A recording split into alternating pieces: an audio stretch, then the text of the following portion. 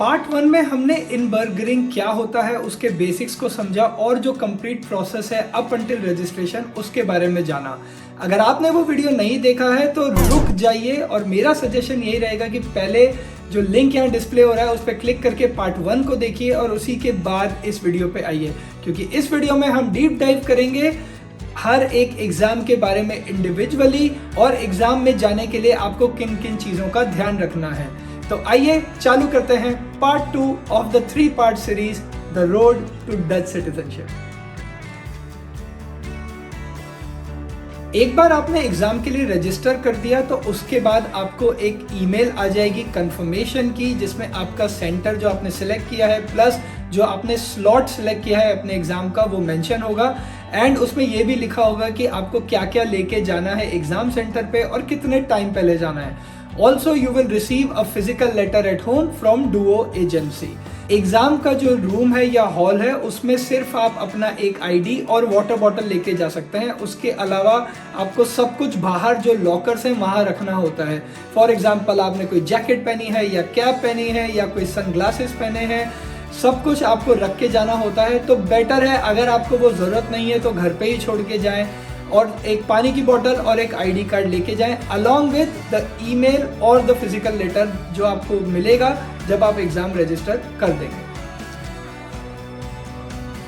Exam में register करने के बाद अगर आप एक फील लेना चाहते हैं, थोड़ा सा एग्जाम का की पैटर्न समझना चाहते हैं, तो inburgering.nl वेबसाइट पे प्रैक्टिस एग्जाम्स दिए हुए हैं फॉर डिफरेंट प्रोफिशिएंसी लेवल्स। और अगर आप A2 के लिए एलिजिबल हैं और आपका एग्जाम A2 में होगा तो वहाँ पे सारे ही जो एग्जाम्स हैं रीडिंग, राइटिंग, KNM, लिसनिंग और स्पीकिंग सबके लिए प्रैक्टिस एग्जाम्स अवेलेबल हैं। किसी में 2 एग्जाम है, किसी में 4 एग्जाम है प्रैक्टिस के लिए, तो depending on what is available आप वो ट्राई कर सकते हैं before appearing for the main exam. ये जो 5 एग्जाम है इनको देने का कोई एक मैंडेटरी सीक्वेंस या ऑर्डर नहीं है। It's totally up to you what you feel comfortable, but experience है और नॉर्मली ट्रेंड यही है कि लोग पहले इजी एग्जाम देते हैं and then they move to the difficult ones, ताकि उनको एक थोड़ा सा एक्सपीरियंस मिल जाए एग्जाम का और जिस तरीके से एग्जाम आते हैं, क्वेश्चंस आते हैं।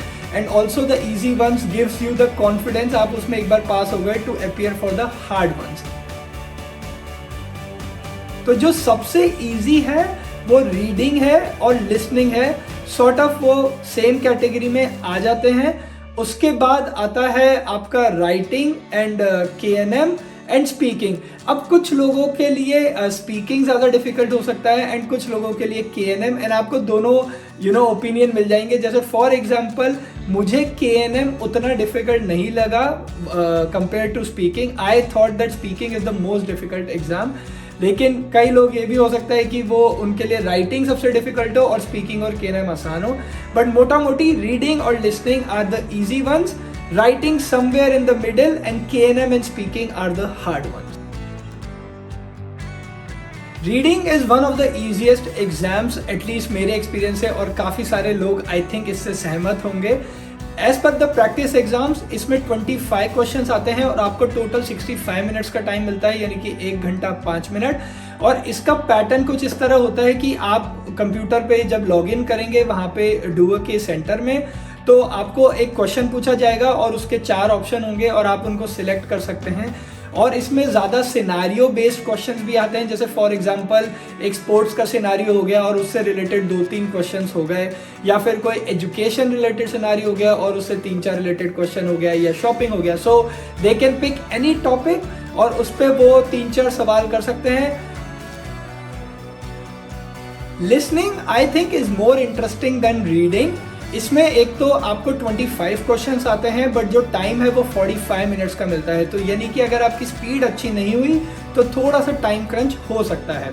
इसमें जो पैटर्न है उसमें आपको एक तरीके का सीन दिया जाता है और उसके अगेंस्ट एक फिर वीडियो प्ले किया जाता है, and then there are some questions that are connected to the video. For example 2 लोग बात कर रहे होंगे on a certain topic and उनकी बात से जो क्वेश्चंस निकल के आएंगे वो आपको मिलेंगे, and again you have to choose an option and then move forward. तो अगेन जो 25 क्वेश्चंस है हो सकता है वो कुछ 10 या 12 सिनारियोज में टोटल डिवाइड करके और वो पूरा आपका एक एग्जाम बन जाता है।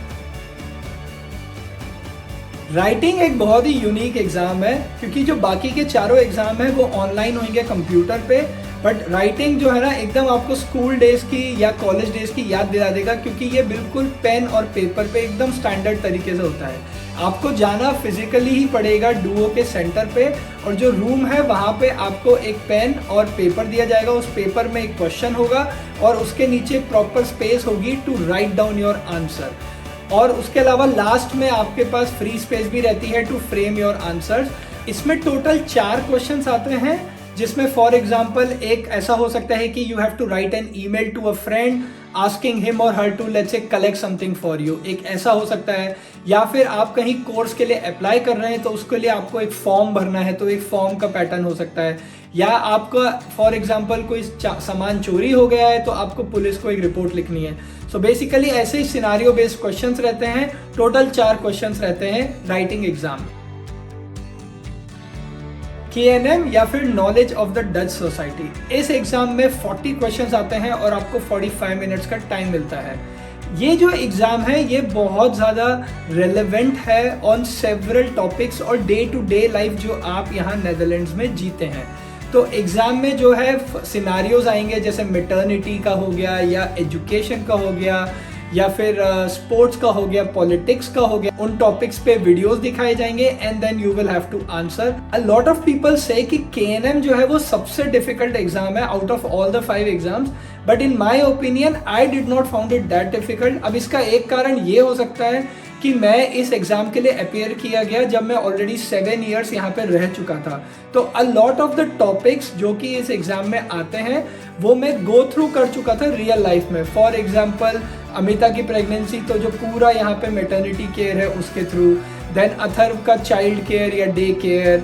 तो I think these were the topics जो यहाँ पे बहुत ज़्यादा उस पर सवाल आते हैं। प्लस फॉर एग्जांपल आपकी जो वर्क लाइफ है उसमें क्या सही है क्या गलत है। तो मुझे ऐसा लगता है कि अगर if you have lived here long enough in this country तो हो सकता है कि KNM आपको उतना डिफिकल्ट ना लगे। प्लस एक पूरी बुक है 10 चैप्टर की जो कि मेरे ख्याल से परफेक्ट गाइड है। अगर आपने वो पढ़ ली तो मुझे नहीं लगता कि KNM आपको डिफिकल्ट लगेगा, क्योंकि दैट गाइड और those 10 chapters basically cover each and every topic जो कि एग्जाम में आता है। Last but not the least, speaking exam. Speaking exam का जो पैटर्न है वो बहुत अलग है compare to the rest of the exams. इसमें टोटल 24 क्वेश्चंस आते हैं जो कि 12-12 के 2 सेक्शन में डिवाइडेड रहते हैं। जो फर्स्ट 12 क्वेश्चंस हैं उसमें somebody will come or appear on the screen and वो बंदा या बंदी एक सवाल पूछेगा जिसका जवाब आपको डच में रिकॉर्ड करना है। आपके पास एक हेडसेट रहता है तो आप उसमें बोल के रिकॉर्ड कर सकते हैं और आप अपने आंसर को सुन सकते हैं, और आपको अगर समझ नहीं आया है या अच्छा नहीं लगा है तो आप री रिकॉर्ड भी कर सकते हैं और कितनी भी बार कर सकते हैं। तो ये रहता है पहले 12, जिसमें कुछ फोटोज़ भी कभी कभी आती हैं and you have to record your answer based on the question. और जो नेक्स्ट 12 सेट ऑफ क्वेश्चंस हैं वो बेसिकली लिसनिंग जैसे ही होते हैं कि आपको सिनारियो पे आता है और उस पर कुछ वीडियोस आती हैं and then you have to answer it, but उसमें जो ग्रामर है वो बहुत ज़्यादा मैटर करती है। मेरी राय में स्पीकिंग सबसे डिफिकल्ट है और उसका सबसे बड़ा कारण ये भी है कि जो बाकी के 4 एग्जाम है वो मैंने एक बारी में क्लियर कर लिए, बट स्पीकिंग मेरा 3rd अटेम्प्ट में क्लियर हुआ है। जी हाँ, 3rd अटेम्प्ट में मैं 2 बार फेल हुआ और तीसरी बार फाइनली जाके उसमें पास हुआ। तो I consider speaking as the most difficult, but again जैसा मैंने कहा कि हो सकता है किसी को KNM ज़्यादा डिफिकल्ट लगे या किसी को राइटिंग ज़्यादा डिफिकल्ट लगे, बट मेरे लिए स्पीकिंग वॉज द टफेस्ट। और इस एग्जाम को करने के लिए आपको मिलते हैं सिर्फ 35 मिनट्स, तो टाइम भी एक बहुत इंपॉर्टेंट फैक्टर है इन द स्पीकिंग एग्जाम। सो ये सारी इंफॉर्मेशन थी अबाउट ऑल द एग्जाम्स। और अगर कोई स्पेसिफिक क्वेश्चन है आपका या डाउट है तो प्लीज़ मुझे कमेंट में लिख के बताइएगा, और अगर मैंने कोई इंपॉर्टेंट चीज़ मिस कर दी हो अबाउट दिस एग्जाम्स तो प्लीज़ वो भी मुझे लिख के बताइएगा, so that everybody can get benefit out of it. अगले जो वीडियो है, जो पार्ट 3 और जो फाइनल पार्ट है, उसमें हम बात करेंगे डिटेल में प्रिपरेशन कैसे करनी है, रिजल्ट्स कब आते हैं, और tips and tricks based on my learning and experience, and जो नेक्स्ट स्टेप्स क्या होते हैं after you clear all the exams. अगर आपको ये वाला जो पार्ट 2 है ये अच्छा लगा हो तो प्लीज़ एक लाइक देते जाइए और हमारी जर्नी से जुड़े रहने के लिए चैनल को सब्सक्राइब कर लीजिए। मैं मिलूंगा आपसे अगले वीडियो में बहुत ही जल्द। तब तक के लिए अपना ख्याल रखें। Take care and bye bye.